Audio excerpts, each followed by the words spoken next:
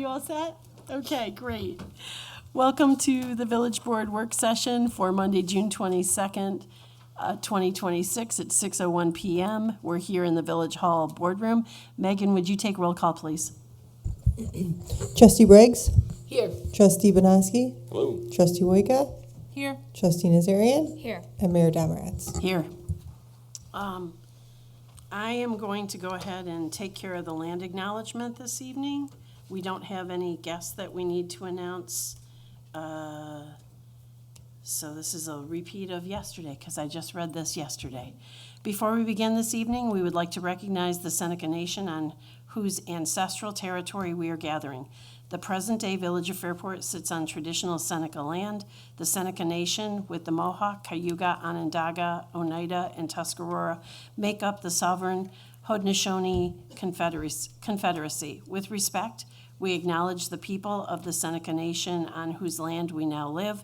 We honor their past, present, and future contributions to and stewardship of this land.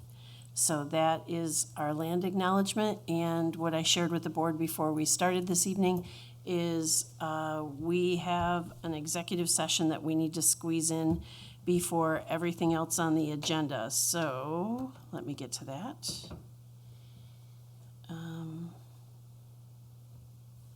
Sorry for the delay. Can I have a motion by the village board to enter into executive session to discuss proposed pending or current litigation? So moved. By trustee Wojka, Second. by trustee Banoski. All in favor? Aye. Anyone opposed? That will take us to executive session. We'll be back in about 20 minutes, at which point we will continue on with the rest of the agenda. Thank you.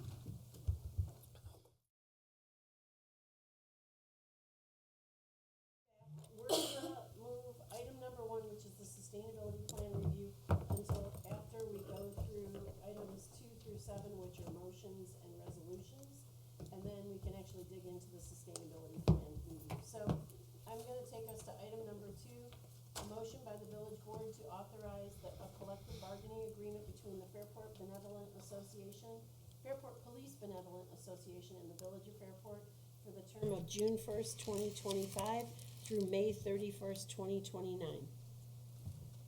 So moved. Oh. Do you need me to repeat any of that? Okay.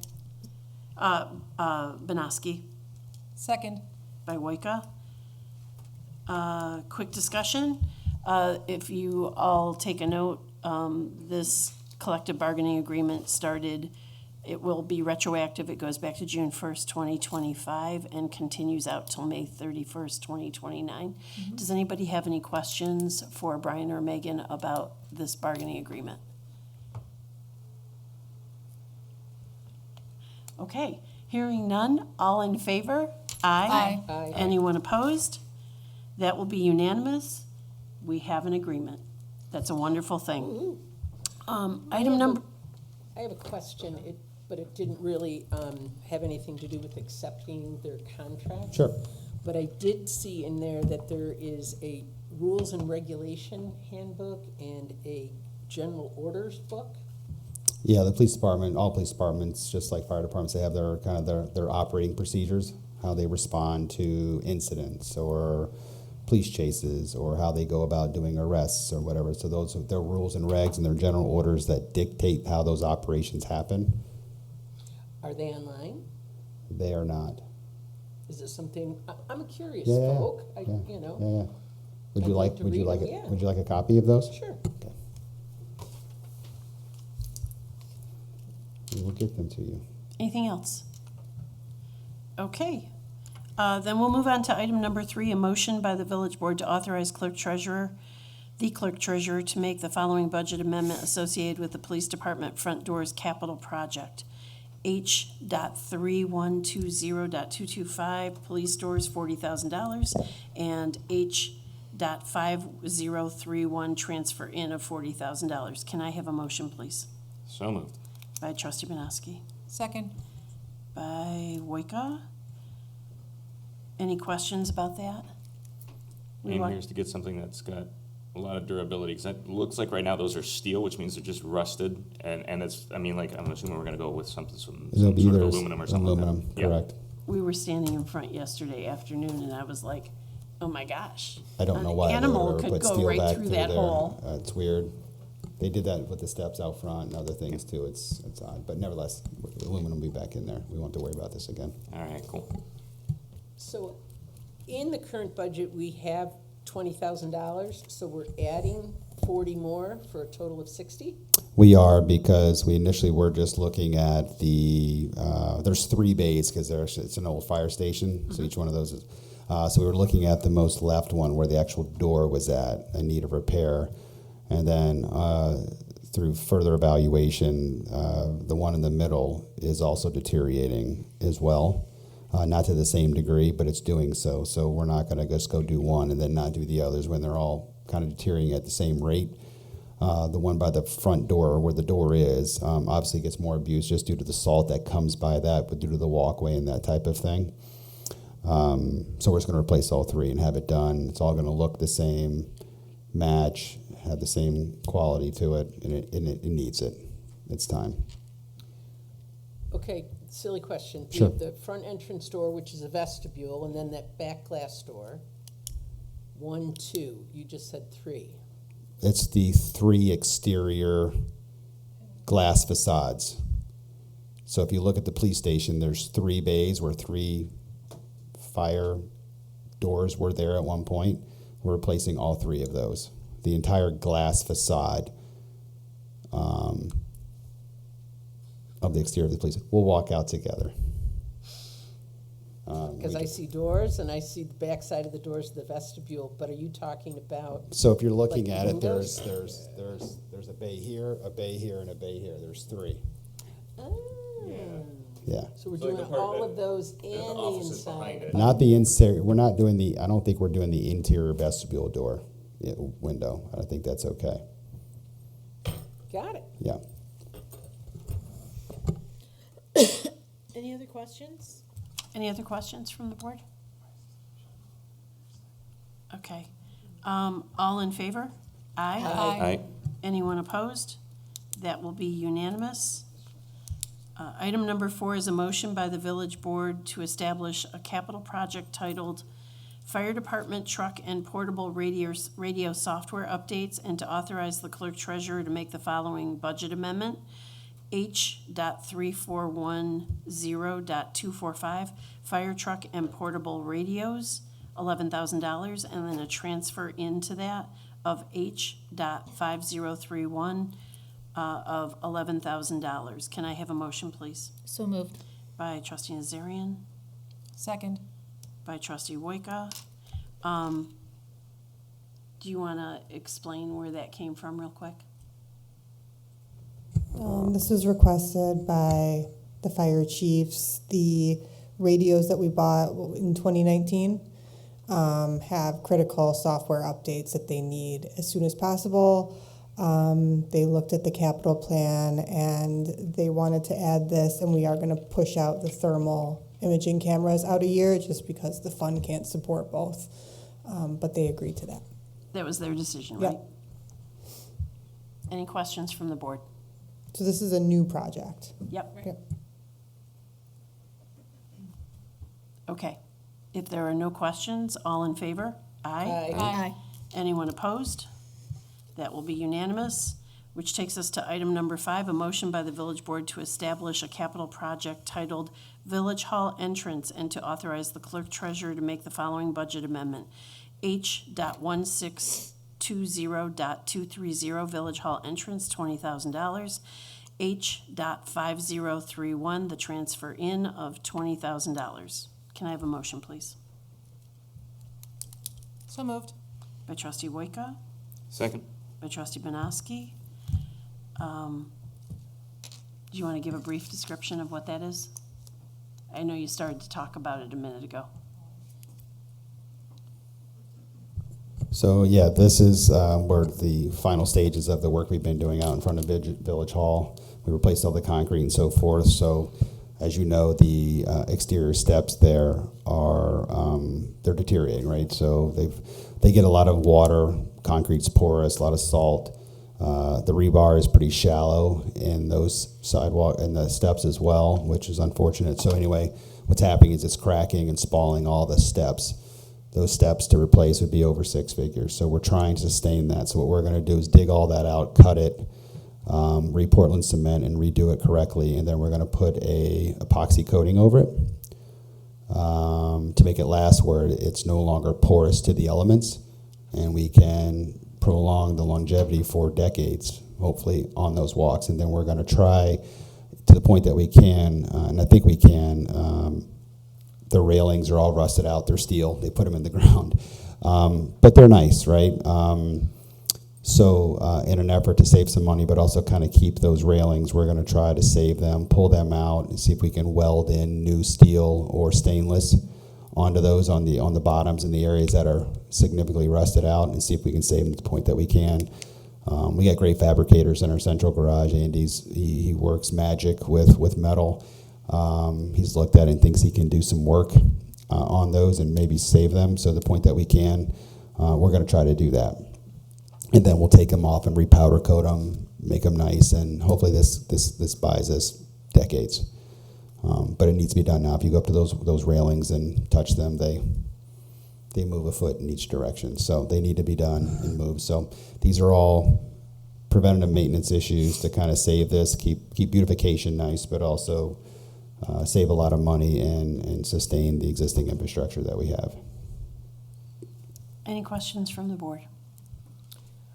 In the budget for 25-26, we had money, 15,000 for the front steps.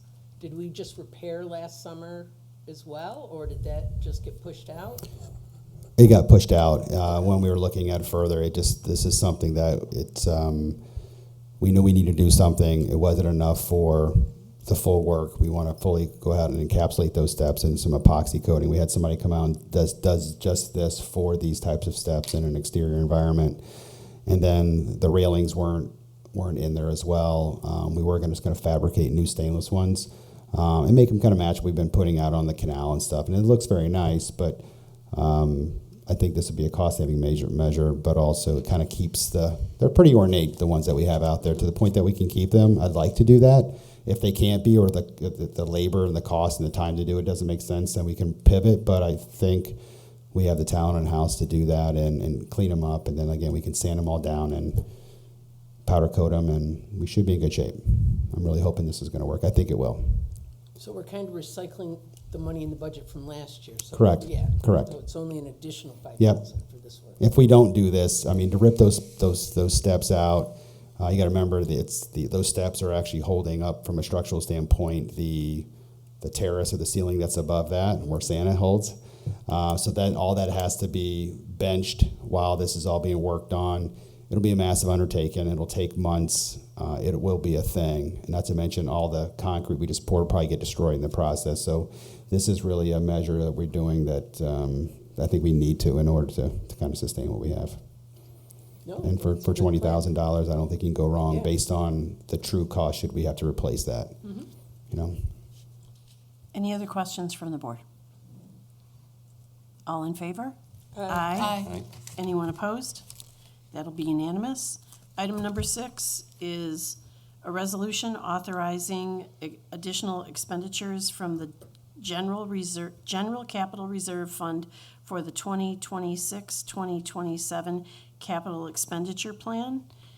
And do I have the right one here in front of me? So that's the resolution, and those are for the police department front doors and for Village Hall, the front entrance. And be it further resolved that within 10 days of adoption of this resolution, the village clerk shall post and publish a notice setting forth the date of this adoption of this resolution, as well as an abstract of this resolution, specifying that this resolution is subject to a permissive referendum. Can I have a motion for that resolution? So moved. By trustee Briggs, Second? by trustee Banowski. Any questions? And this is basically just us saying, now that we've moved the money, we're okay in spending the money. Right. From the reserve. If there are no further questions, all in favor? Aye. Right? Anyone opposed? That'll be unanimous. And then item number 7 is a resolution authorizing additional expenditure from the Fire Equipment Capital Reserve Fund for the 2026-2027 capital expenditure plan. And that is the fire equipment for the expenditures for the fire department truck and portable radio software of $11,000. And be it further resolved that within 10 days of the adoption of this resolution, the village clerk shall post and publish a notice setting forth the date of the adoption of this resolution, as well as an abstract of this resolution specifying that this resolution is subject to a permissive referendum. Can I have a motion and a second, please? So moved. By trustee Nazarian, Second. by trustee Wojtka. Any questions? All in favor? Aye. Anyone opposed? That'll be unanimous. And that's it, I think, for our business portion of this meeting, correct? Okay. So that will take us back to item number 1, which is the sustainability plan review.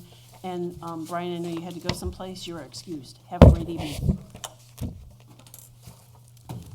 So if everybody has copy of their sustainability plan that we were working on last month, I feel like I'm the teacher tonight. Everybody was assigned to read through chapters 4 through, I think, 7. And just to mark down notes or questions, and if we want to go through them. Tomorrow morning, the rest of the team is meeting together in the staff meeting at 9 o'clock. I will take the notes that we have from tonight's meeting to that meeting to collaborate with the staff who are reviewing this as well, and with great hopes that at our next meeting that we'll be able to look at a more finalized version. The last 2 chapters were not too big, and if we have time, we can take a quick look at them tonight. So if we start with number 4, building and development goal. I'm not going to read through it, but I read down through the first paragraph, and I got to the paragraph that said, our community can look at others are doing, it starts with that, and it ends with, for heat pump installation. And I crossed that out because that is not something that I know us to be able to act upon.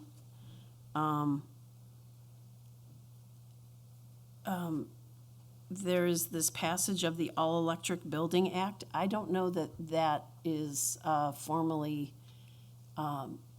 passed or currently in place, and I would need to go back and take a look at that. Because this was written in 2023. So this is the, our community can look at what others are doing successfully and implement energy-saving requirements. The problem is that word requirements and incentives as part of future zoning changes. The requirements piece has my big question mark with it because we are required to follow the New York State Building Code. And there's going to be a new version of the New York State Building Code that we're going to have to adopt I think it's in the next couple of months. Brian mentioned it to me this morning. Do you know? Okay. So there's changes to the New York State Building Code that we're going to have to adopt. Yeah, it's every And 3 years. yeah, and again, my concern was the word requirements. I can't commit to making it a requirement if I don't know if we have that scope to do that. And that's going to be my question that's going to go back. Does anybody else have a concern about the fact that I kind of put no around that paragraph? No, and the word require comes up in the last sentence of that 3rd paragraph also. Yeah, so I Yeah. circled the next paragraph down. Yeah. The village would go a step further and require programs like Passive House and Net Zero to be mandatory. I don't know that we have the power to do that. Right, yeah. So that, again, those are questions in my mind. So are you thinking of just removing those two paragraphs right now? I want to go and meet with our staff who have more, they're the experts at the Because New York State. requirement, I think, has us all like, Yeah. Yeah, can't do that. there's a bunch of things that we can do that are to, what was the word that I wrote They down? have incentivized there. Yeah. Incentivize Incentivize or or promote. recommend or promote. Yeah. I think that there are things that are put in here as requirements that we may be able to make a recommendation about, but I don't know that we can require anybody to do some of these things because we can only use the scope of our zoning code and the New York State Building Code. And, like, so like the geothermal piece, that's 1, 2, 3, 4, the fourth paragraph down. One of the issues around geothermal, we have geothermal at FMC, and I think we have one resident who has geothermal, but for the most part, it requires a large amount of space to install geothermal, and none of the lot sizes, very few, I'll change that, very few of the lot sizes in this village are of the size that would allow for someone to do that type of work. So, it talks about, additionally, rather than to rely on individual homeowners to change their heating systems over to geothermal, Fairport could choose to explore a community geothermal program. I'm okay with us exploring it, but I don't know that we have any way to Commit to it? commit to it. Yeah. What are your thoughts? Well, so there are actually two things there.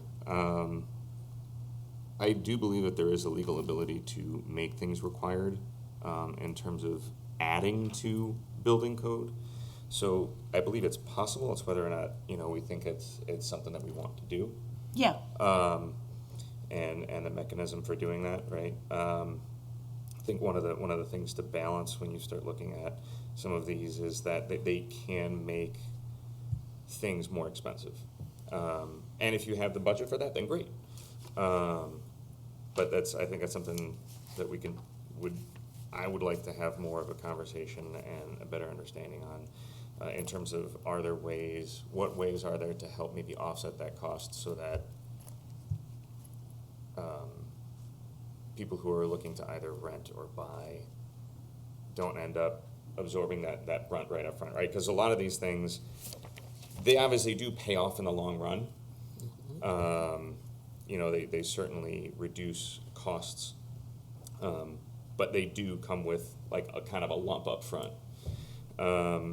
In terms of the thermal network thing, so I've learned a little bit about this over the years, and I think what they call this like thermal energy networks. They've been doing some in Mount Vernon, Syracuse, Ithaca, Framingham, New Haven. And there are some folks that I know who have been implementing them, whether it's with utilities or with municipalities. If we want to learn more about that, I'm happy to set something up so we could poke at it, ask questions, not saying we have to commit to it or say we're absolutely going to do this and set a whole bunch of money aside to figure out how it works, or figure out that we're doing it. But we could at least figure out how it works, how other people have done it, how they funded it. Because the idea there is, as you were saying, Julie, is that I don't think I have room for like a thermal field in my yard. But what some communities have done is said that if they're milling and filling a road, that becomes your geothermal, part of your geothermal network. So it's like a utility, right? We don't ask folks to have a power plant on their home. And so this is a way that people can share that. And what's neat with that network is if you do have businesses that generate a lot of heat, coffee roaster, bakery, they could actually capture the heat there, which reduces the load that they have for air conditioning, and then they share that around the network, which then means maybe you have to spend less on heating up your water for a shower in the morning. But to me, that's the cool part about it. There's the how do you make it work, how do you fund it, who takes care of it. How do you put that energy back in a way that others can, in our current environment, we are the transport network, we are not a provider, so how Right. can that actually be put back into use is a whole nother bag of worms. Yeah, basically, yeah. How does it Or work? ball of wax, How or does it whatever work? you How wanna- does it work, and how do you put it in? And there are a few folks that I know that, if we wanted to, they'd be more than happy to do I'm sure they'd be more than happy to do like a video conference Explainer. call or something like that. I've seen a couple videos and gone to a couple online things. And right now, school districts are doing this. And it's like a win-win because they have the space. A lot of our school infrastructures are older buildings, need upgrades, are inefficient with how they're being heated and cooled. So there's some great examples. I think there's one even in our area where schools are doing this whole concept, but then again, they can become their own collector, distributor, recycle it within their whole campus compound. So I agree, it's exciting, but I see right now working in schools because they have the space and the time, but we would definitely have to try to explore it for a 200-year-old village. I think Calkins Road Middle School in Pittsford, which is the newest building, has some geothermal aspects to it that, we don't have air conditioning in the public schools, at least on the east side, as far as I know. And that building is infinitely cooler because of the way they've structured that. But that building was built in like 2010. So that might be With forward thinking. Yeah. Going into. Yeah. That building had a lot of forward thinking when they yeah. put that in. So that might be something to look at. So Adam, I think that it would be great to have a little explainer for the board. But I will also take all of these questions we have about this back to the meeting with the staff from FMC and get their feedback on that. I kind of think it's out of our ballpark right now, especially because of the costs associated, but let's just get a better understanding of what it looks like. It may or may not be able to, I don't want to say, oh, well, this will never fly, but it's better to learn a little bit more about it. And whether that's, if you know somebody who wants to do a quick Zoom call with us at one of our future work session meetings, or I'll also mention it when I see Matt Haggerty and ask him, and let's do. Well, I would say is the- if we do have one of those too, I mean, like, it'd probably be great to have Matt in here because Yeah. then he can ask some of the questions that are gonna be maybe more in the weeds than we Sure. know, but And I'm sure would be since FMC has a geothermal, and I'm pointing that way because they're located that way. Since they do have a since they're using this technology, he also understands the pros and cons and what it takes to make it happen. So somewhere in there, I can take the request from the board, whether it's an outside source or Matt, just coming to give some basics. Would everybody want that to happen sometime in the next few months? Yeah. Okay. That'd be great. And who's to say if you plant a seed now that the situation comes together in 20 years, or down the line when things start to align with replacing huge pieces of infrastructure or expanding.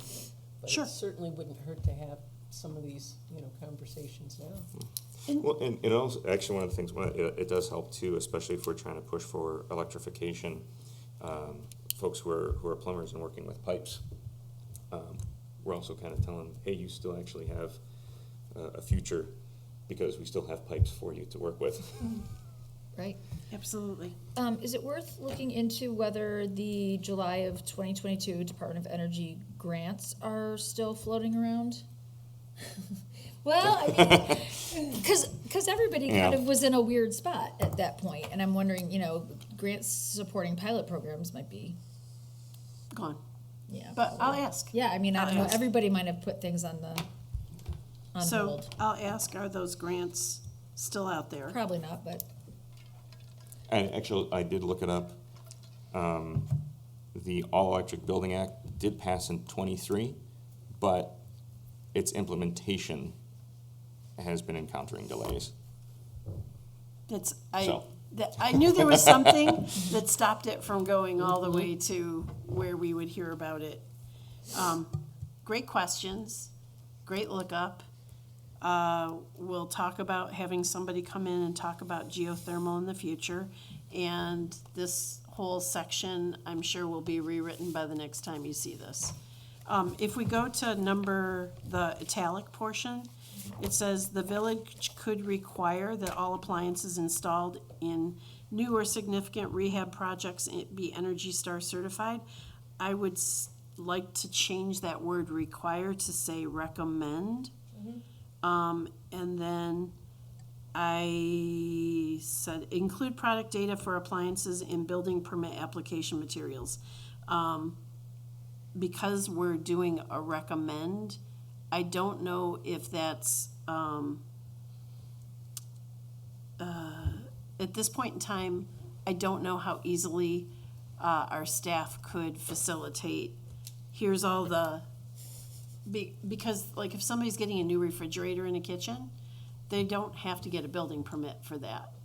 And this does say installed, appliances installed in new or significant rehab projects. I don't know that there's a definition of what significant means. So maybe there's a need for more definition there. And I would hesitate at this point to require the code enforcement officer to be handing out data for appliances with a building permit. We're just happy that people are getting building permits to some degree. But maybe in the future, but for now, I wouldn't. How does the rest of the board feel about that? Is that just me going? Well, and, oops, sorry, go ahead. That's reasonable. I think I it's think so. reasonable, and I think the places that sell the appliances do a really good job of promoting energy savings and making smart choices and showing you the numbers of what you save. So right now, I'm comfortable with that Okay. not being included in building permits at this time, but I'm pretty sure appliance dealerships do a great job of that. Well, and the other piece of this is if we're directing people to go check out IEEP rebates, there's gonna be listings of the type of, products that fall into those rebates. And in actual, one of the sheets that I gave you, so this just came out, this is the 2025, and I'll just throw this in right now. So I gave you all the sheet that covers Fairport.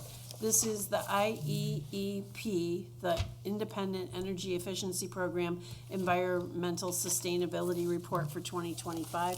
And I made a copy of the pages that apply to Fairport. This lists everybody who's part of the New York State program. It lists all the communities. But, so with your packet, you have that. You don't necessarily have to look at it right now, but I wanted to make sure that I shared with you the data that exists today. So, I'm gonna change that to recommend, take that line out. This action would also decrease energy use for the owner and for the overall power grid, which would need to adapt to all electric systems. Maybe someday, but not yet. Yeah, and actually, one of the things that I see kind of ties also into one of the things we were mentioning, where talking about requiring or not requiring or encouraging or incentivizing more energy efficiency, whether it's passive house or net zero. And the cost there, maybe one of the other things, if we had, Matt come in and just kind of give us a refresher on either local or state incentives and what funding is out there, so we actually understand what could be offset cost-wise by, by folks who are looking to, install some of these appliances. I don't know about you all, I've done a few and I've gotten some of the rebates. But, at the same time, I don't know, it's been a year or so. What is it out there? Are we, I think Brian may have even mentioned at one point, yeah, they're there, but we go through those really quick each year. And so if that's the case, I think it's just good for us to know, get our arms around what do we have and what can be offset. So that if we do want to try to pursue sustainability and affordability at the same time, there is a number, unfortunately, there is a number, there's a, with a dollar sign before it that's associated with Sure. that. Okay, so thank you for all those comments. If we move on to the next paragraph, it starts with Fairport does not have much undeveloped land within its borders. Most undeveloped locations are located adjacent to the Thomas Creek wetlands as well as other important natural features. What the village does have are underdeveloped surface parking lots located in highly desirable locations for future development.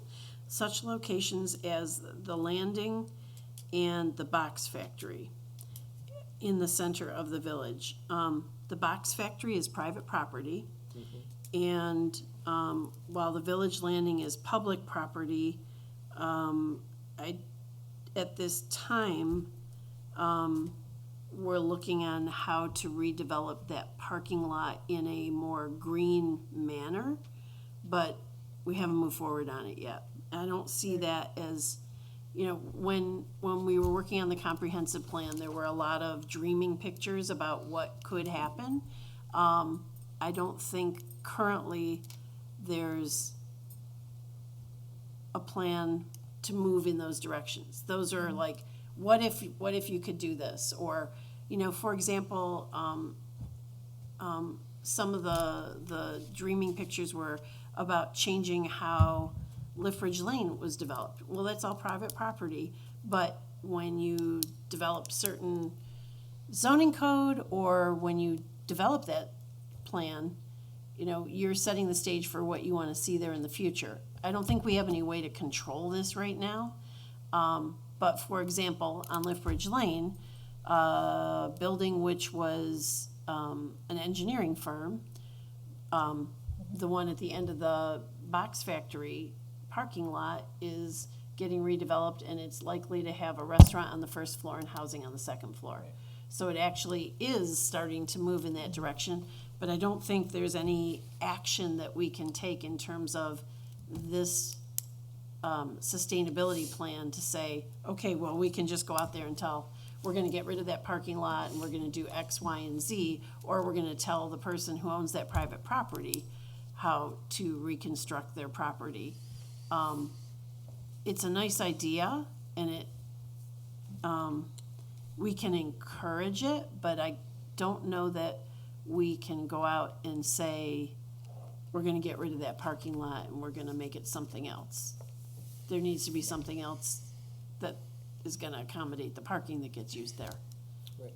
Yep. I mean,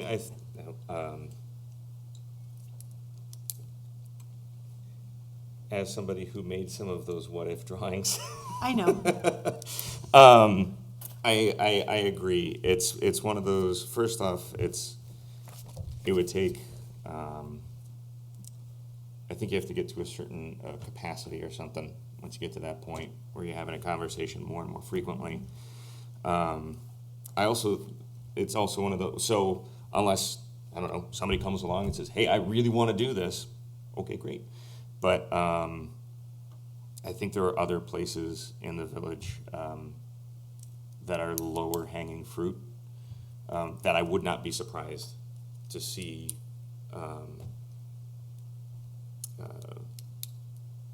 have some of the I don't know, maybe some of the housing here. The other thing with the housing though too is I like the idea of having mixed income housing. A lot of studies point to the fact that those actually see better outcomes for residents overall. But yeah, I think there's lower hanging fruit in the village before trying to untangle the ball of yarn that is like Village Landing. And I think, I agree with what you're So saying. it could be cool, but like, I think we'd have to check with village attorney too. The village might have a commitment through the original urban renewal process. yeah. That we maintain and provide Right. that too. Right. So well, right, yeah, That's if a you're gonna do that, whole- then there's there's a a lot whole of other lot more things. to to that. Right. I agree. Yeah. So, Okay. I don't know what we do with this paragraph, except to say that if an opportunity came up sometime in the future, that would be lovely, but, it's not, in the current situation, it's not likely to happen at this time. It's included in our comprehensive plan in future dreaming, and I think that's about all that we can specify at this time. Agreed. Agreed. So that takes us over to the next page.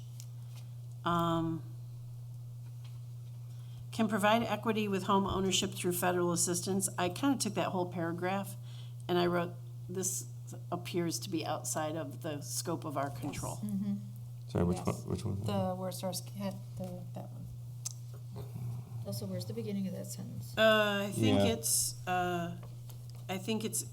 it actually is the line above it that says, in-demand affordable and workforce housing can also provide equity home ownership. So, it's the last sentence of the paragraph Got it. before. So that's more of that paragraph that was talking about the parking lots. Yeah.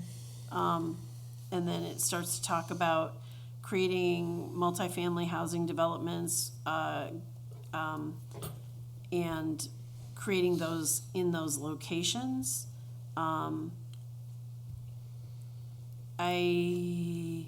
I think what we've done in our zoning code provides an opportunity for some of the things that they're talking about, because our zoning code actually talks in a very light-handed way, does talk to what you're talking about, multiple mixed income housing, where if someone was to come in and build, now, before I even say this, there are no plans on the books. This is just say it. us talking about what went into the zoning code update, that if there was a project for 10 or more units, that one out of those 10, so 10% of the units need to be for a certain income range, and the rest would be at market value. So I think we've started to reach into this a little bit in the zoning code.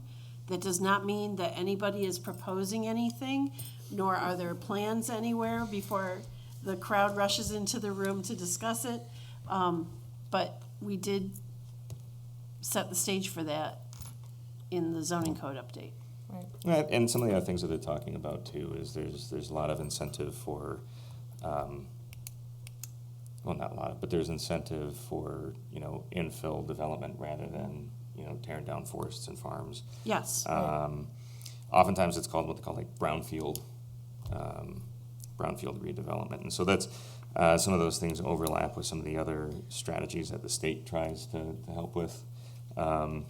So yeah, I mean, it doesn't necessarily. There are other sites that could also work as well. Some of them I think maybe even came up in that DRI when we were going through those. Some of those would probably qualify. yeah. So I kind of look at these paragraphs, and I'm not sure exactly how they need to be rewritten, but I think that there can be something there that we can always keep an eye out and try and help through zoning codes to create more opportunities for either home ownership or housing, but that it's not as straightforward as what's in here. Yeah, like we can be able to use the zoning code to kind of either, whether it's formalizing the process or to have an outline for how we would like to see something like that developed within the village, so it still fits within the character of the village instead of just, it gives some guardrails in the zoning code. I agree. It might be that Tracy, you look like you were confused by the word guardrails. Yep, I just hadn't looked at it in that point of view. Okay. I was wondering if some of it may also just have to do with the specificity of one element being the specificity of the sites that are highlighted. Yeah, Yeah. Because the other thing with the comprehensive plan too is some of those, what ifs, some of them could be like, hey, that could be really cool.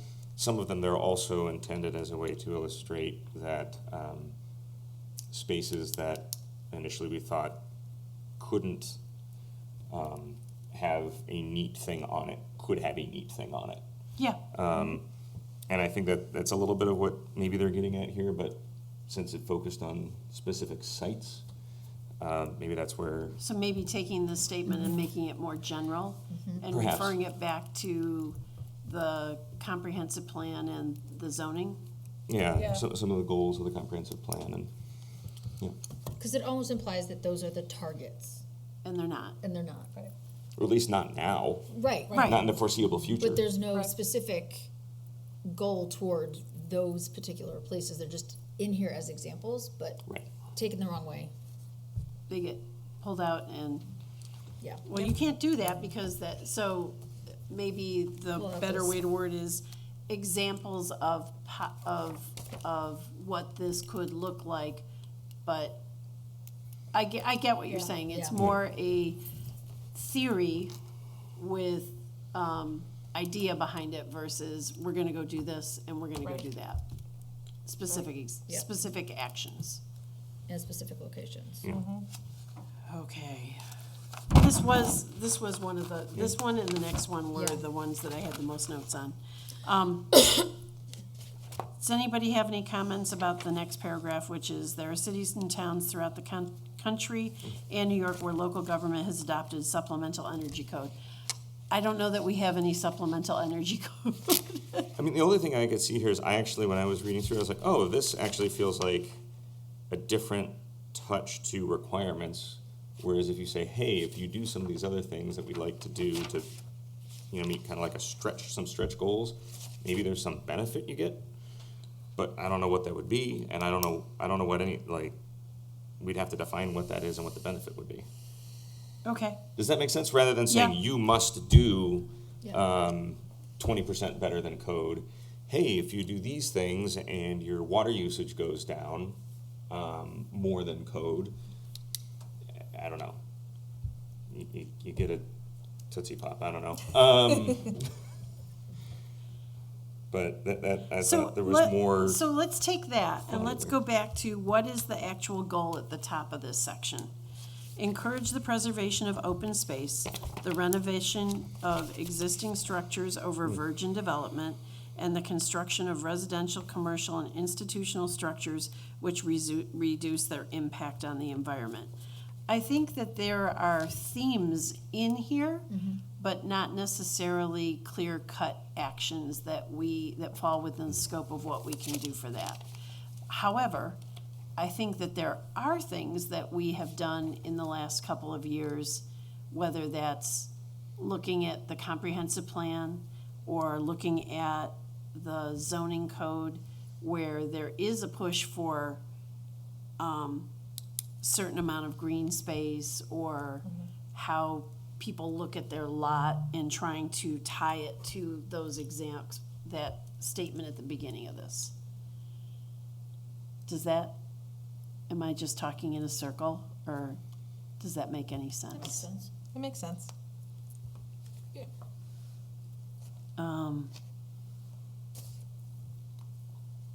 Okay, well, I don't know what exactly is gonna come out of here, but we'll get to look at it again, in the next, future. All right, so village accomplishments, those were ones that have already been done. And then, there were village goals that were tied to this. So I went through these and I said and stop me if you have a different comment. I'm just gonna start going through with what I wrote. Stop me, we'll talk about any comments that anybody has. All electric building systems, I said see chapter 1. Promote already existing incentive rebates and assistance programs, that's all covered in chapter 1. Energy programs, promote New York State clean energy initiatives for all new construction is substantial. Can recommend, or I wrote the note, can recommend or promote, but we cannot, and I underlined promote, but we are unable to make a mandate. Yes. Yep. Okay. Community geothermal. We're gonna investigate that further, but it's not at this time feasible for, most village residents to consider. Because of lot Agreed. sizes. Well, right, I guess maybe one of the things that's getting lost there is you're not doing it on your lot. Correct. You're only Right. tapping into a system that's on the Right. street. Yes. Right. So we can explore this, but it's not feasible for an individual. Individuals, yeah. Ah. Or not for very many individuals. Correct. Appliances, continue to replace older appliances with newer Energy Star rated appliance. The IEEP makes recommendations and the village itself does so.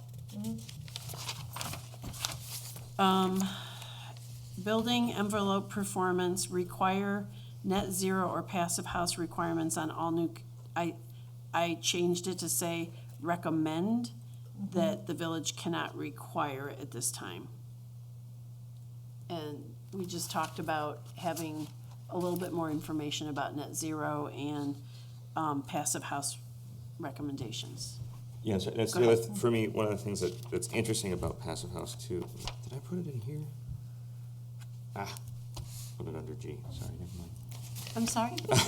Well, okay, so one of the things that's interesting, and they mentioned also with like, yeah, we'll get around to with G, but since I am talking, one thing that would probably be good at the end of the whole process too is to have some sort of a chart that says, you know, that goes along with some of these goals that we establish and kind of, it's, you know, what's the timeline on this? Does it take a while? And then who would be responsible for it? Like- Because there's a lot of like Like this promote. chart?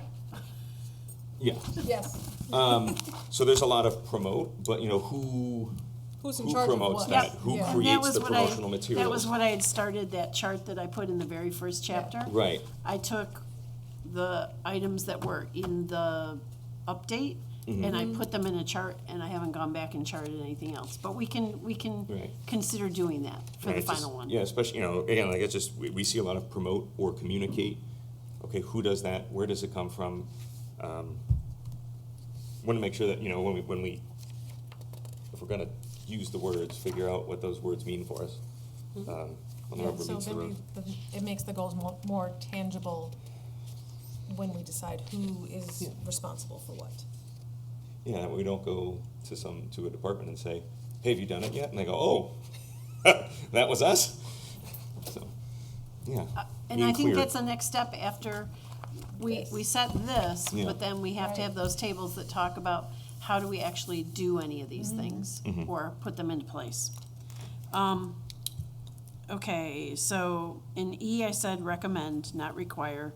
F was village opportunities. So this said engage with a planning expert to explore options for redevelopment through transparent process with public and encourage feedback from residents and businesses. And I was, look for opportunities to attract developers. This is actually part of what OSED does, not what the village Right. does. It's in their comprehensive plan. And, so it's in the OSED's plans to attract developers and work, whether it's workforce housing, affordable housing. They are the one who is taking the charge on that, not the village board. And then new construction should follow the New York State Code adapted to require, okay, so so number 2 said OSED. Number 3, require new construction provide visitable homes, accessible, adaptable, aging in place.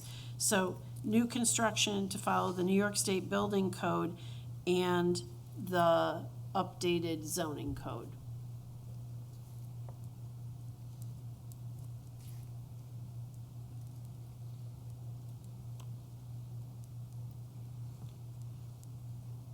And then supplemental energy code stretch goals, I had a question mark there. And I think I wrote, Identify stretch goals to be implemented into the village code, such as additional roof, wall insulation, better performing windows and doors. I don't know that we can Require that. require any of those things. So I just put a big question mark, and I said, I think this is recommend only, and I'll take that back and ask.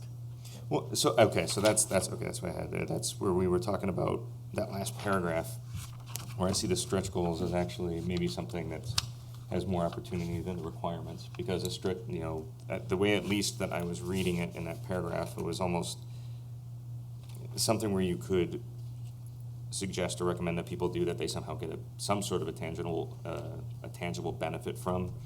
But this is the part where I started talking. Particularly with air sealing, when we start looking at certain things like net zero or passive house, a lot of it does tend to lean towards ways that then mean that you're kind of dependent on a machine to keep your house warm or cold. And that's primarily because, like they're saying, air sealing, right? So if the idea is no air comes in or out, then there's also saying don't open your windows. I'm boiling it down to a very basic level. There's way more nuance to it than that. But I think there's, without getting on too much of a soapbox, how did we live before we had air conditioning? Right? Open the windows. Let's figure out how we do that, and then make it so that when we do have the machines that help our lives, they do it as efficiently and with as minimal impact as possible. Because in some ways, in this instance, one of the most efficient machines in terms of reducing impact on the environment is one that's not running. Right. So that's also why a little bit net zero passive house, I think we want to, I'd like to massage that.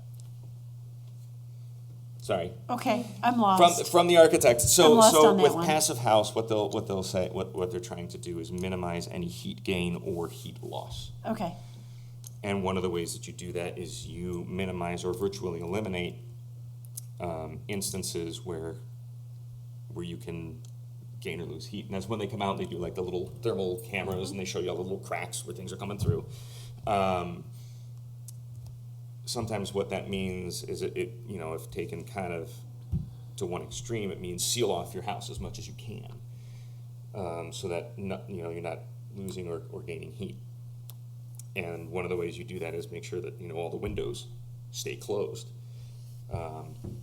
because then your systems can run as efficiently as possible. But that's, like I said, but then the machine is running, and if the machine can be not running, then you're not there's a using it. benefit there, right? Yeah, So how do you balance that out between the net zero and the passive house? I'm pretty sure passive house talks to that a little bit more than I'm giving it credit right now. But that's why massaging sort of what we want to point to and say we'd like to see something like this or see something like that.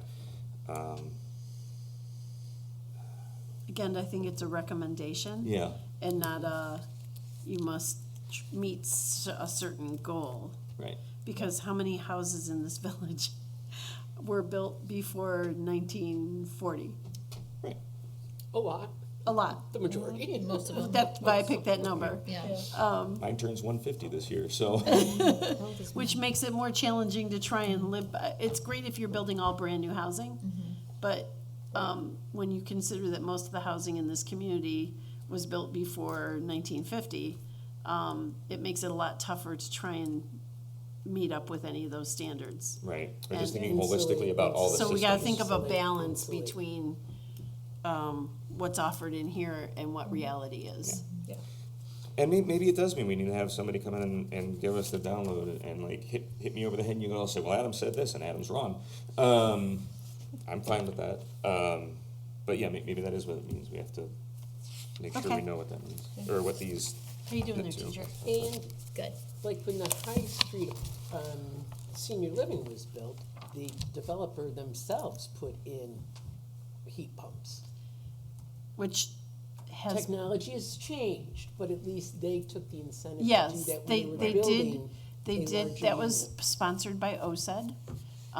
They put in heat pumps, and while they are good for a chunk of the year, they're not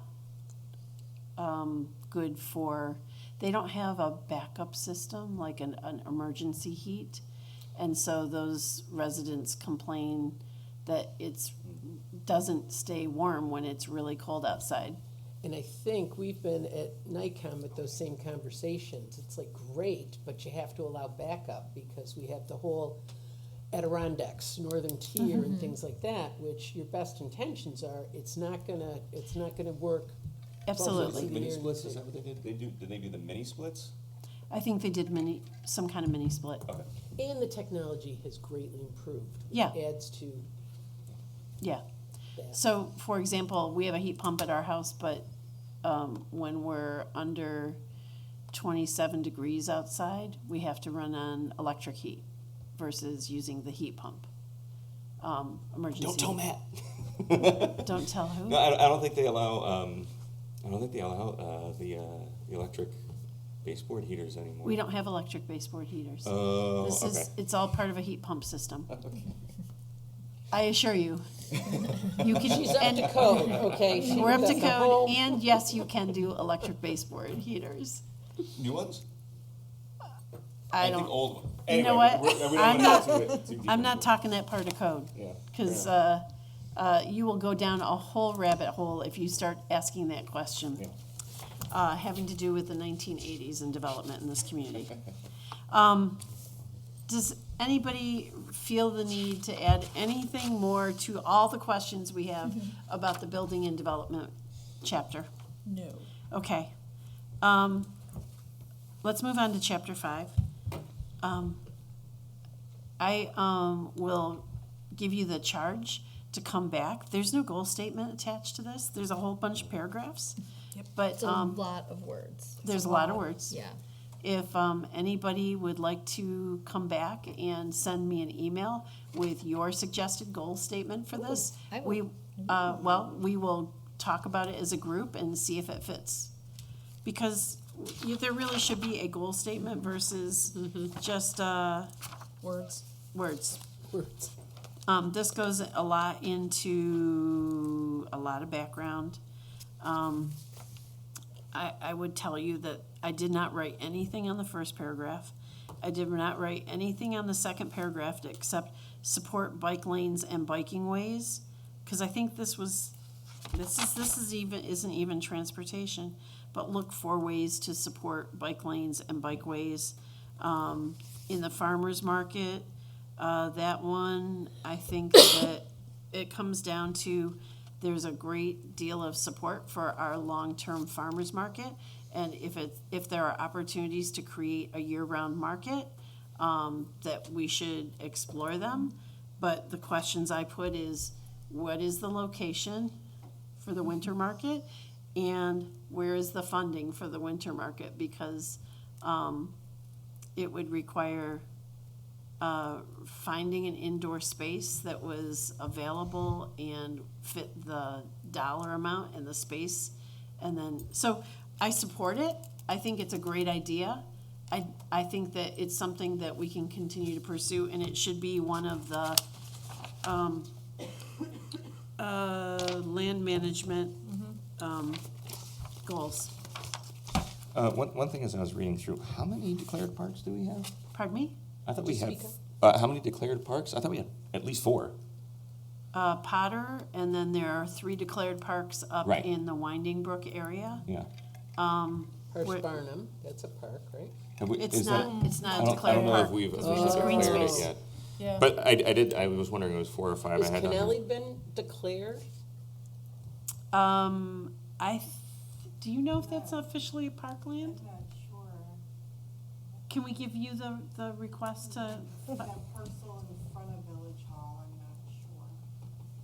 Because Main Street Park is not, but I thought. I think there's lots of Kennelly green Park spaces, was. but Right. not necessarily Declared. declared Designated parks. Right. Space. So the only reason I said that is because 4th line down of the first paragraph in the middle says the village is fortunate to have 3 declared parks. No, we have 4 Right. or more.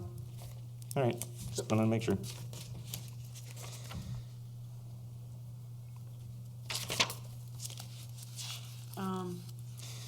And I was trying to remember, actually,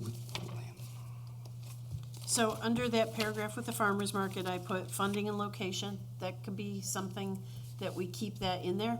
There's a lot of writing in here, and I think this could be condensed. And bulleted or something. It I is, just saw somebody talking about that. It's so dense. So what you all missed is Heidi just went like this. She went, it's just too much. It's very verbose. well, I'm wondering. about reducing the amount of text there. Well, and if you also compare it to the land management section within the sustainability plan from, what year was that one? 210. Is it? Yeah, 2010, yeah. It looks like they're talking a lot more here, Rat, about, yeah, the tree status, so like, well, manage village-owned land so as to maximize the natural recycling of materials and minimize environmental pollution. So it feels like there's been a little bit of a yes and morphing to this. It's a different In the item. new, in the most recent one. Sure. And I wonder if maybe finding a way to take this and almost refocus it back to that, because it does sound, I mean, it's land management, right? You know, the planting strips, how do we maintain those? How do we maintain our urban forest? How do we, you know, look after our green spaces? And are there any things that we can do on publicly owned land that minimize pollution and runoff? Okay. It does look So like that, right, that's what it feels like to me. they missed a little, whoever did this section. It's an because a lot of entirely what- different writer. Right. Yes. Yeah. Because we can say what we did with one of the earlier ones with the green cleaning and say, continue to mulch our right. mowers, continue to, you know, maintain a lot of these things. I think this section does need to look back closer to the original document and make them married a little better. Is this one that I brought over? 5. No, No, this it was new. here. Okay, this, because the 3 green ones were copied out of the old one, because they didn't exist. All right, well, I think that we can continue to look for ways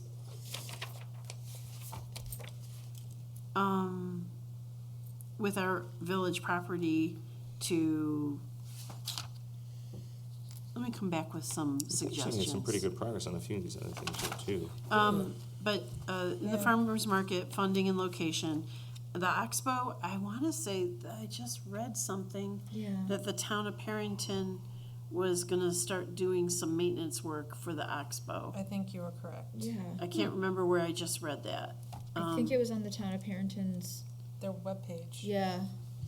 Or maybe in the It is newsletter. Newsletter. Yeah. So they were going to pursue operations and work on that. So this portion could be updated, and I think that's one place where we can make connections with the town of Perrington to find out how we can work together on that. But I think they're taking the lead from the Canal Corporation to maintain the island, the little island out there, and the side closest to Minerva Land.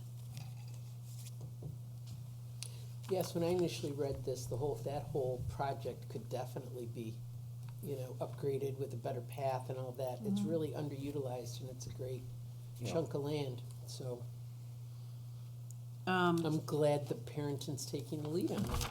I think they're taking the lead, but we'll see if we can flesh out more of that. Tree lawns present an opportunity for the neighborhood to better identify itself. While I know there are some lovely gardens that on a few streets that people have put in their tree lawns, the tree lawns are not really supposed to be developed as plantings. I think I need to come back with some feedback from the DPW and about those, because it can cause some challenges for the DPW having plantings.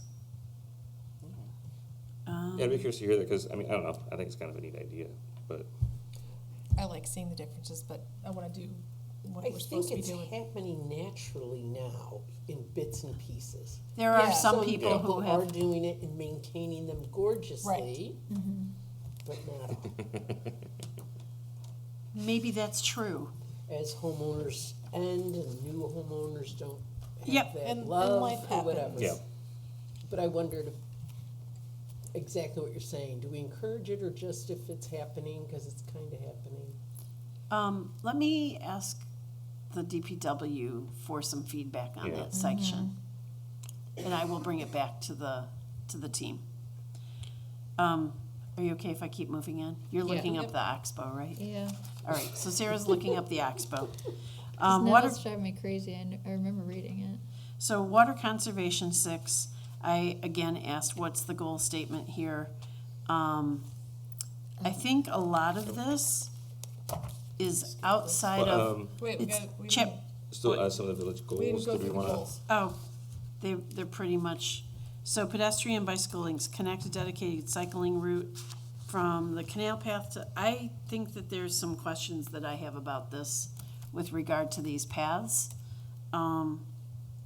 Develop by, so connect the dedicated cycling route from the canal path to Liftbridge Lane East to connect cyclists to the canal route to the east of the business district. Develop bicycle routes on Main Street, Church Street, High Street, and other prominent routes in the village. I think that this is a whole workshop. Who was I talking to about this today? I know, you and I have talked about it, Adam, about the cycling maps which talk about, I think that's from that Reconnect Rochester that was on XXI, and about the alternative paths to get places. I think that this is a workshop. Yeah. So, Well, and then not only that, but like the, different ways, like, do you go out and just make it permanent at once? Do you test things, right? And let that, kind of be your study to see how it works. oh my gosh. But that's, I'm never but gonna yeah, get that's, Well, under C, we're the community garden and green space at Parse and Barnum. yeah, Best Laid Dreams didn't pan out, and we did survey the community and, well, if I remember, they were saying, like, some folks have said a community garden could be fun, but we heard from the community garden folks saying, hey, we're having some trouble just getting folks to make sure that we have the capacity to take care of what we have in Potter Park. If I Right, remember that discussion. and it would become something that Parenton wouldn't maintain or run or Right. organize or anything else. Yeah. That would fall on us. So, yeah, kind of the feedback we were hearing is, at the moment, Right. but- expanding the community garden doesn't seem It to match doesn't the mean, demand. it doesn't mean that it Yeah. can't stay on this Right. list. Right. Right. Yeah, there may be neighbors that move in 5 years that want to do it. Where is the, right under that, the vacant village-owned parcel at the corner of Orchard Street? Yeah, I went to look for that too. It's up at the, I think it's It's up at up the at the very top. end, it's up at the It's very end on the right-hand side, right before you get Correct. to the cemetery. Yeah, That little, Yeah, it's not big. Is it on the right or the left? it's on, well, if you're heading up, it's on the right. right, So it's kind of left Right over there. from, It looks like there used to be, was there a house there at one point? gotta ask Bill Perret. Yeah, it's not, Oh, yeah, yeah, It, yeah, it that little looks, it chunk. looks like a lot, yeah. right? Anything else? or maybe there was planned to put a house there and there just never was. I can't find that. Cemetery keeper's can't house. So I think that it's great to keep both of those in there. They're, There's the vacant land between Water Street and the DPW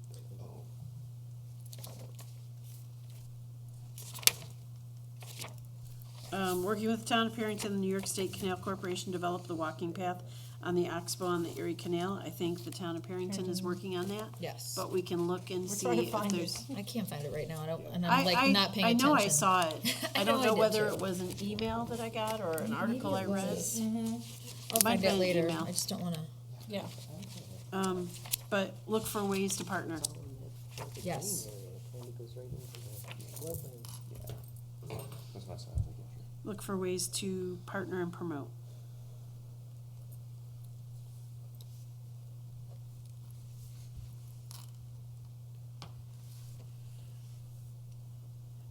Designate the currently vacant village-owned parcel. Do you know where that is? On North Water Street between the Village Department of Public Works Building and Thomas Creek as formal green space featuring native plant species and a walking path along the south side of Thomas Creek with marked observation points? I was just, Talking about when you go down past the DPW. There's a bridge that crosses over the Thomas Creek. and then if you Yeah, take a but then you right, Take a right. Yeah, it's on the right. Like, the Yeah. ramp places on your left, are they talking about that space? I think, or That's yeah, all or I owned think, by, no, I think that's That's owned by OSA, OSA. right? Yeah, that little, I think it's this area up in here. Yes. Between. Like when you go over the past bridge and take a right. DPW. Yeah, I think that's owned by OSAD. I know the path is, I don't know. I don't know offhand. Okay, well, we can investigate to find out who owns it. I think, yeah, I'm we not have even to sure talk. where it's located from the description. So, do you know, Yeah. yeah, Where it goes along the railroad all the way back to Country Max? yeah. I don't think that's village I property. have to look. But it is- I'll yeah, find, it's I'll find like that out tomorrow. There's a bunch of, I know they own that cats that live strip. back Oh, there. that's There's the- like a that's whole feral bunch of cat. feral cats that live down there. Oh, yeah, we've talked Just about remember the when feral that cats. spot of the bridge was out last year and people were cutting through? Yes. People. And then I turned right one day and it goes like all the Oh, way. yeah. And it is pretty It's wild really back cool. there. It's like a lot of cats just running around and looking very menacingly if you tried to drive by them. Like they were, They're judging you. yeah, but that's a very green space. There's no there. And it very well could be OSA. I think, Yeah. Yeah. I'll investigate Yeah, that and there's I'll a good find out chance. that and, I can update that with that information. Yeah, 'cause I know they have this. Was that also the area in the comprehensive plan that had been like drawn out as a full street, as Yes. another way out As of the an village? outlet to Yes. As an avoid outlet? the railroad track. I feel like that was in the comp plan. It is. But I mean, if we wanted to turn it into a green space, we probably wouldn't want to make it so somebody could get there. I mean, But True. somehow. Okay, good. There's a couple of chunks of green space out there. We'd make And then the sure. last one, D, allow and encourage flowering plants on village tree lawns to beautify neighborhoods. We'll ask about the feasibility of that.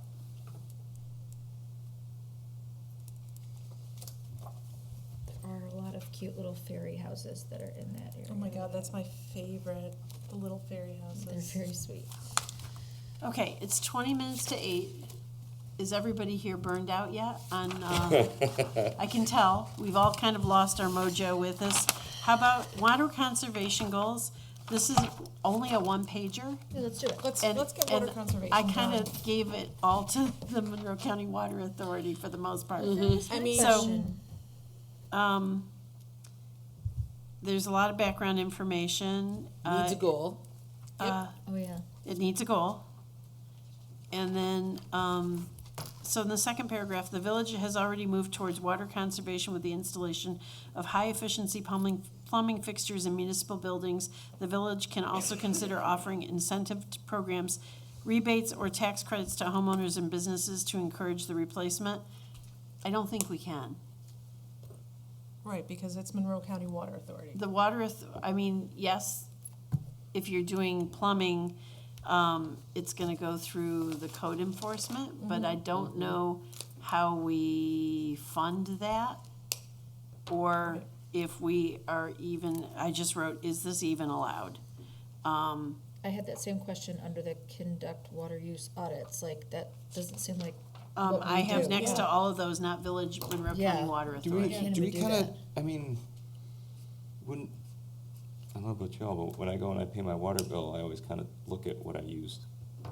Oh, And I yeah. compare it to like the last couple of It's months on in the your, last it's on year. your bill, and Yeah. if there's a problem, it'll show up on your bill, including if they're not billing you properly for your water usage. Which happened to us. One thing I could see is, and I don't know if we specifically talked about it in the zoning code, but do we allow for water, is there any provision, do we need to even have a provision about rainwater collection basins? You ever seen that? People use that, they'll collect the rainwater Oh, yeah, I have one. in like a big old, So do I. yeah. Yep. I don't think there's anything, I don't because think there we need aren't, to- we don't have water restrictions overall, Right. because it's not like, we're not in a drought Right, state, where I know like places like Colorado or California, you're not allowed to collect the rainwater right, because it has to go to the ground. okay. But All right, well, that's the only thing that I could think of. Yeah. The other thing is that if you're collecting that, you need to be careful about mosquito growth. mosquitoes. Yep. Oh, yeah, well, that's, you wanna have the top on it, right? They have, Yeah, usually it's like a closed Yeah. plastic barrel, and you drill holes in it, and there's a little kit that you get, and Yeah. then, you're all good. So on the top of the next page, provide retrofit kits, install water meters on village-owned properties. Do we have any water meters on our own property? Would be Monroe County Water Authority. I mean, we get a water bill. We pay it. I've seen them. But it's Monroe County, it's not Right. us, right. Yeah. But I'm just saying, I mean, like, we must have meters because they're billing us. Yeah, but they might not be on the outside of the building, but. So, I don't know that this has a lot of meat to it to really talk about in terms of what the village can do, unless there is some recommendations of, things that people can try in their own homes, but again, that falls out of the scope of what the village is responsible for. Like, unless we are looking at how much we're using to water or clean things, and how that water gets recycled, or what we're using, that would be the only thing I could think of, like, how much water, I don't think it's any significant amount that we're using to water plants, because it's cold here most of the year. Well, actually, I was gonna say, does our zoning code enable folks to do, you ever seen like, what they call like natural yards? Like in the Yeah. front? Do we allow that, or do we forbid it? That might- Neither.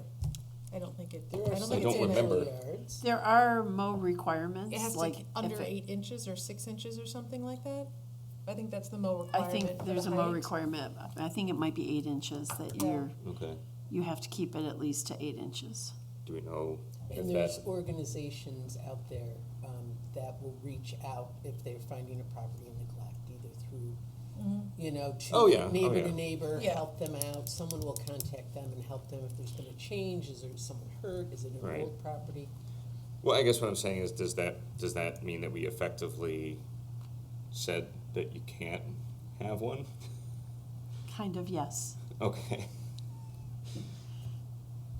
I know what you're asking about because residents have reached out to both the DPW, code enforcement, and to me. There are some residents who would like to have pollinator natural yards. right, However, the challenge is when you are in a small space with close Right. neighbors, it makes it more difficult to allow, for people not to mow their lawn. right. So, Actually, I ran into a landscape architect at CNU this year who's done a lot of work and research on this. I can even just ask him if he's got any pointers to help, reduce the water and stuff for lawns and things that maybe we could do without, I because see I the- understand the challenge I there see too. the other question not being a water question, but see it being a pollinator question. That there are a lot of people who Okay. would prefer not, I won't say a lot, there are residents in this community that would prefer not to mow their lawns so that it's more bee-friendly and pollinator-friendly.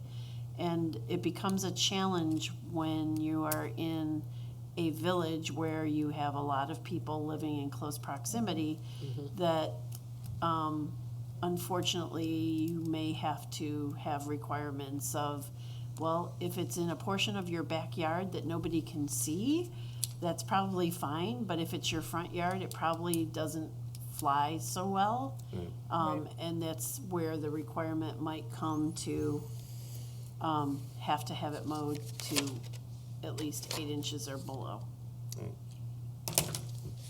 So it's not really a water, it's more a Right. property management. Yeah. Well, I don't know, I think it might be both, because if it's a local pollinator, then it doesn't need the Mowing. sprinklers going all the time. Right. And that's what I'm thinking about, you know, sometimes, you know, to get the, you know, the Caddyshack perfect, But I will you know, tell lawn. you, last summer, when it was really hot, it was wonderful to me that it dawned on me as I drove around the village and drove around neighborhoods, that people weren't watering. When I grew up, everybody had a sprinkler 24/7, and it was this green oasis. And I think just our residents are very conscious of it, and they just let the yards get brown and everything else. I saw very, very little watering. I definitely I won't disagree agree. with you there. Actually, I So- even noticed too that it felt almost as though the village was greener because, especially in the areas where we had a good urban forest, because you had the shade and kind of all the plants working together. And then once you got out of the village, and there were areas where the trees were more spread apart, you saw more Right. grass in dire straits. I don't know, But, I was yeah. pretty impressed. I Yeah. thought, this is pretty cool that Yeah. I'm not seeing sprinklers all over the place. You used to see them all the time. What? Let's My just feel dad like- ran our sprinkler like constantly when we were kids. You know, like we don't see that as much anymore. I think people are more So much concerned, so much more thoughtful. there are Yeah. many more people who are concerned about water conservation. Right. Yeah, very few and far between versus when we grew up, it was like your job to move the sprinkler every 2 hours.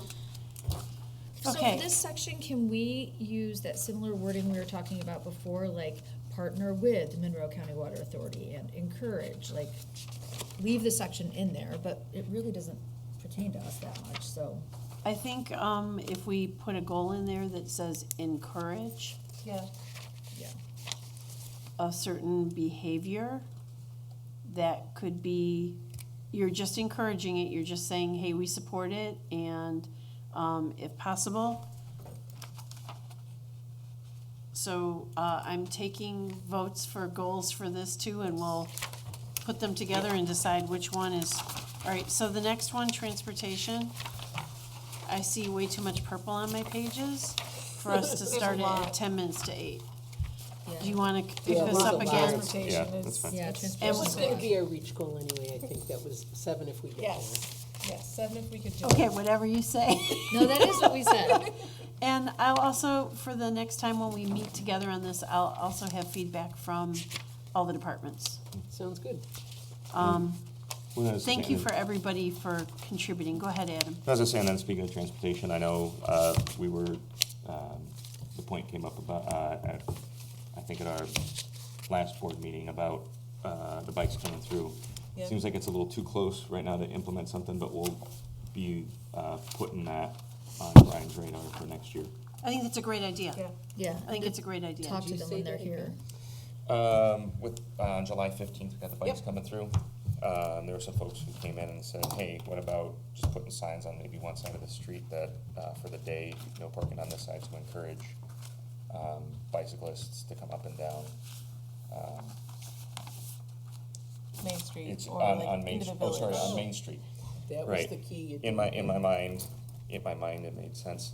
But, yeah, no, talking with Brian and folks, it's a little too close right now to organize all that, so, we're saying we'll put it on the radar and we could And I have a discussion about that. Yep. Leading up to it next year.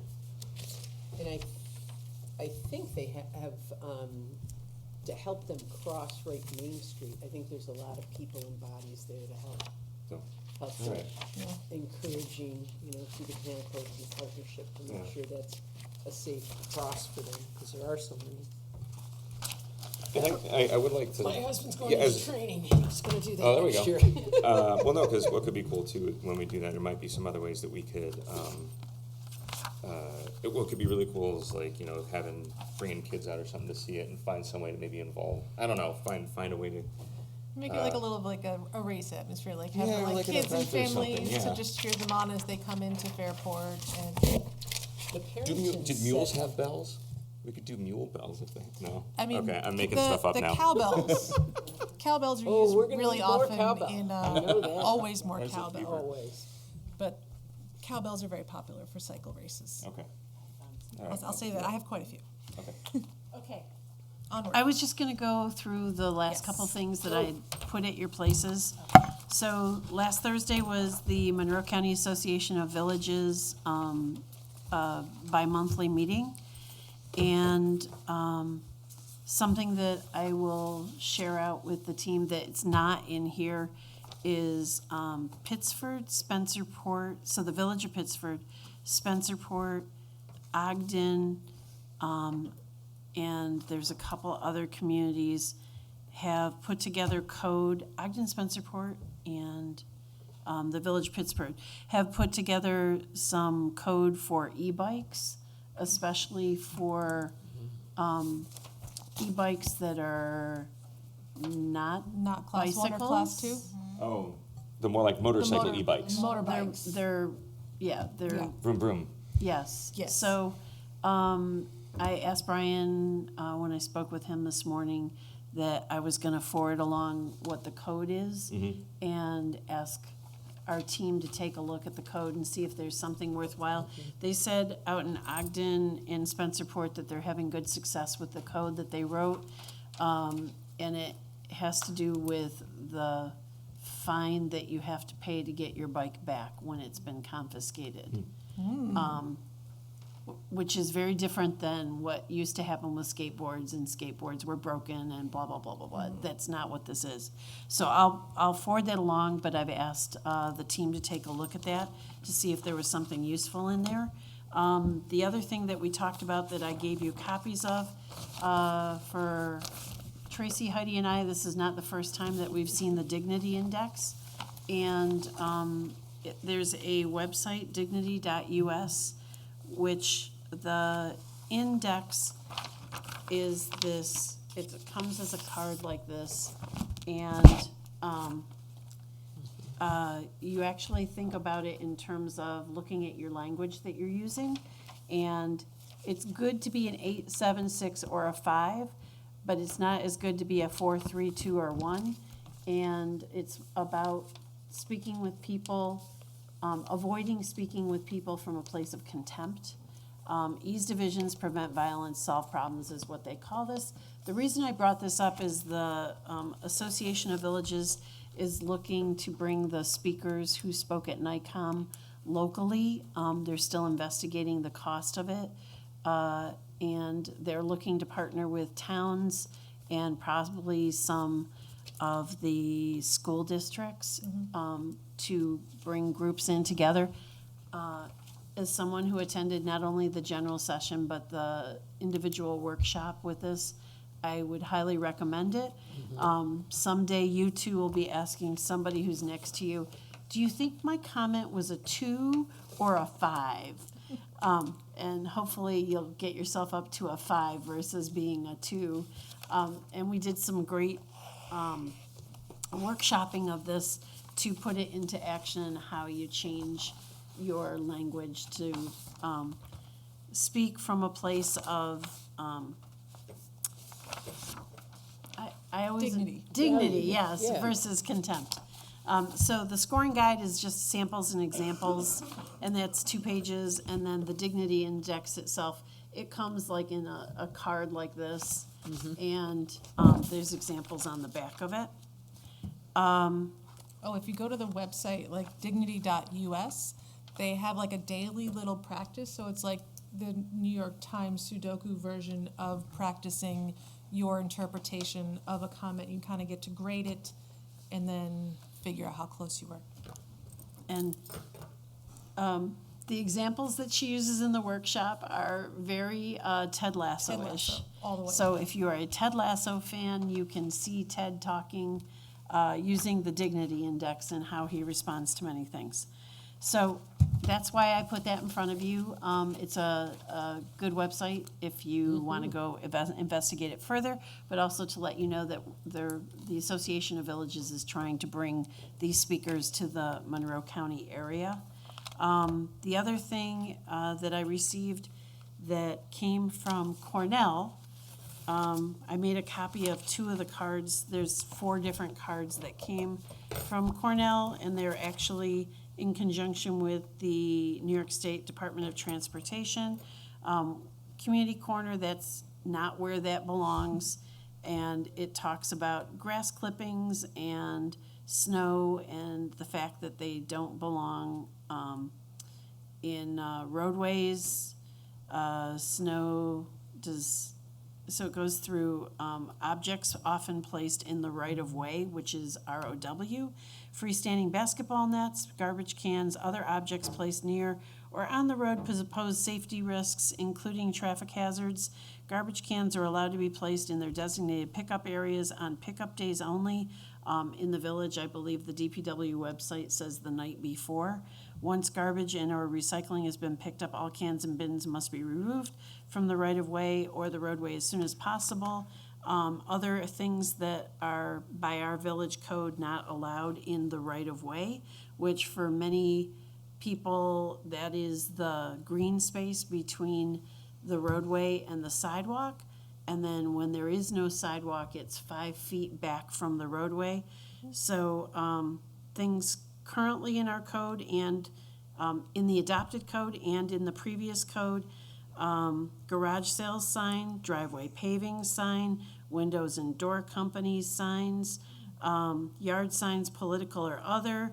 A-frames are actually not allowed in the right-of-way, and those were not allowed before we updated the code. They're not, they are still not allowed in the new code. And then there was, on that other side, I put a little bit of explanation of what's the right-of-way. All of this information is, for the most part, available on our website under the DPW, but I'm gonna actually take that's not where that belongs, that particular one that was sent out, and update the homepage of our website with a little updater and pointer to the DPW's page that talks about all of those good things that are included right there. I also gave you all the pages, we talked about this earlier, the front and back of the page with the information about IEEP and what we get for funding and how it's shared back with the community. So, and that, if you look at that circle, the pie chart, it talks about the appliance rebates that went out in 2020, between 2006 and 2025, how many rebates that we put out there. And then, Specifically related to Fairport Electric, right? yes, that's the, so this book. For a second there, I was like, Evergreen East is not in the village. Oh, wait a minute. This is everybody that we covered. It's Fairport Electric. That's right. So this is the guide that comes out annually. I just got this a couple weeks ago, and it goes through every one of the communities in New York State that are MUAs, so municipal electric. Yeah, and then the ones that offer the independent energy efficiency programs. So I have this book if you want to see what anybody else is doing. I'm more than happy to share. And then the last thing, that this also came from the Association of Villages. The Monroe County Sheriff's Department has a new investigative operations center, and there's information about it's a forensic center, but it's also connected live time to a lot of different sources of information with, so with license plate readers. There's different other sources of information, whether that's drones that they're using.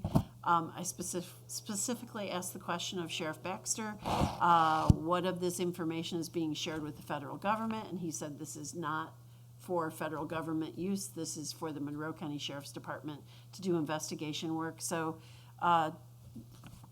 this center opened not too long ago, and they're utilizing it like, for example, there was the murder that occurred in Perrington, and because they were able to utilize information coming from these sources, they were able to track down the individuals who were charged with that murder.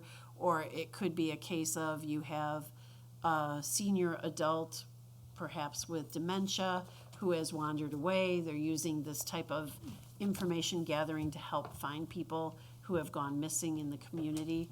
So we may, with the village, the Association of Villages, one of our bi-monthly meetings, we may actually go do a tour of the center, which I think is pretty interesting.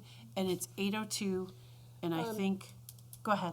Does our local Fairport police have access to this information, or only when the sheriffs come in? They have access to this. They work together with the Sheriff's Department. Perfect. I didn't know if it was a buy-in service or just something No. that's provided for. No, I think that they have the ability to now connect with that as well. Perfect. So that was the information that I just wanted to make sure that I shared with you that has come in. And if you are okay with it, I'm gonna go through the end and make the motion to adjourn. So the upcoming meetings are Monday, July 13th. At our next meeting, we can do all the sharing about, oh, you know what? I was gonna ask Tracy, because I know you were there and probably involved with some of the planning. Real quick, do you want to talk about the Seneca chief? It was here. It Yeah, was I thought you were awesome. involved with some of the planning with it. I was there, I read our land acknowledgement. Yep. It looked like there were a great number of people there. My brother-in-law was hanging around because his friend from college who lives in Lockport is one of the historians in Lockport he's a docent on the lock there and worked on the boat. And they were very disappointed that it didn't come in until 5:15 because they were hanging out at 11 o'clock on Saturday waiting for the boat. I know I saw you there. I saw Trustee Woika there. Adam, I think, was at a tennis tournament, and Sarah was doing Father's Day. Still got out though, it was fun. Yeah, the boat is very cool. They've gone. They're not there anymore. And the stories. are They're great wonderful. stories. Great Great stories. stories. All right, so with that, our upcoming meetings, Monday, July 13th, 2026 at 6 p.m. in this room. The Village Board Work Session, Monday, July 27th, 2026 at 6 p.m. And I guess we'll just ask for a motion to adjourn. So moved. Second. All in favor? Aye. Aye. Anyone opposed? And we'll have, at our next meeting, July 13th, I hope that we have some new individuals coming to say hi to the board. So, I think Brian said at the beginning, our code enforcement officer started today. I think he will be coming to our July 13th meeting to say hi to the board, Wonderful. and then we'll see who else shows up by then. There's a lot of time between now and then. Thank you very much. Have a great evening. And we're clear. Okay.